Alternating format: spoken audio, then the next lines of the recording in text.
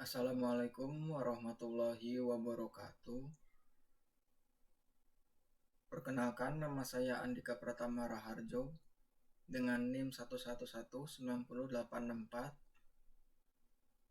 Kami akan menjelaskan tentang data forgery di cybercrime. Ada 5 subbab yang akan dijelaskan oleh rekan-rekan saya. Yang pertama itu definisi cybercrime, yang kedua jenis-jenis cybercrime, yang ketiga contoh kasus data forgery, keempat solusi pencegahan data forgery, dan yang kelima penutup. Dalam sistem penyimpanan data dalam suatu perusahaan atau instansi, sekarang ini telah menggunakan komputer sebagai penyimpanan yang utama. Meskipun sudah melakukan komputerisasi, pencurian data masih bisa dilakukan oleh oknum tertentu agar memperoleh keuntungan pribadi. Perkenalkan, nama saya Dea Fitriani dengan NIM 111908821 dari kelas 11 6B15. Di sini saya akan menjelaskan tentang landasan teori dan juga jenis-jenis cybercrime. Yang pertama, definisi cybercrime dulu, yaitu tindak kriminal yang dilakukan dengan menggunakan teknologi komputer sebagai alat kejahatan utama. Cybercrime merupakan kejahatan yang memanfaatkan perkembangan teknologi komputer, khususnya perkembangan teknologi internet. Selanjutnya adalah jenis-jenis cybercrime. Ada unauthorized access to computer system and service, illegal content, data forgery, cyber espionage, cyber sabotage and extortion, offense against intellectual property, infringement of privacy, cracking. Nama saya Sofa Marwati dengan NIM 111911009. Pengertian data forgery. Kejahatan ini dilakukan dengan tujuan memasukkan data pada dokumen-dokumen penting yang ada di internet. Dokumen-dokumen ini biasanya dimiliki oleh institusi atau lembaga yang memiliki situs berbasis web database. Dokumen tersebut disimpan sebagai scriptless dokumen dengan menggunakan media internet.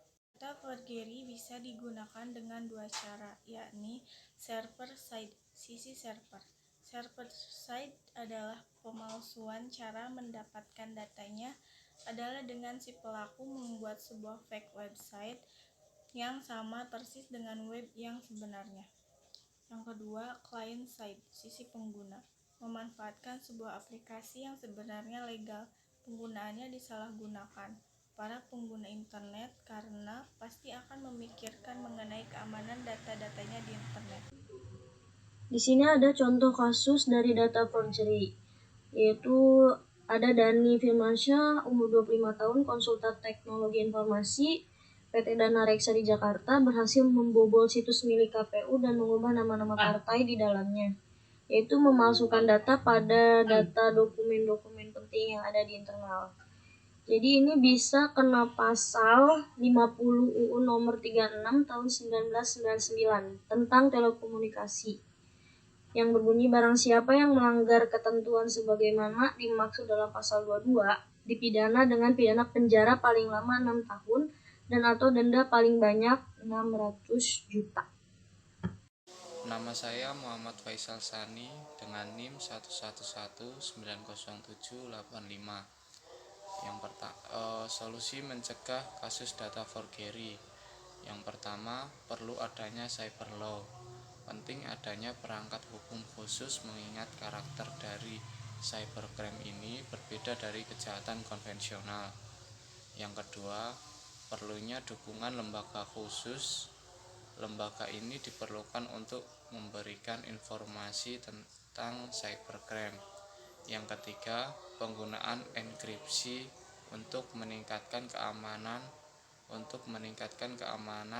authentication. Kemudian kesimpulannya yaitu kejahatan data forgery berpengaruh terhadap keamanan negara dan keamanan negara dalam negeri.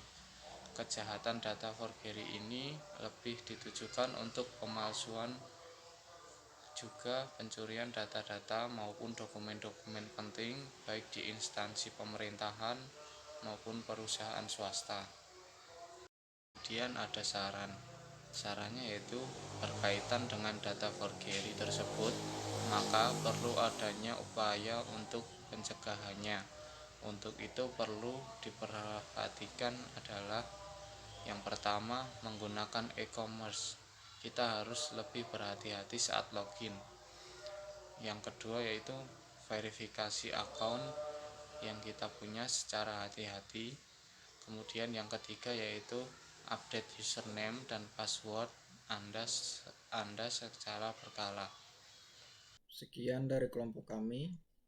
Mohon maaf atas kesalahan kata-kata.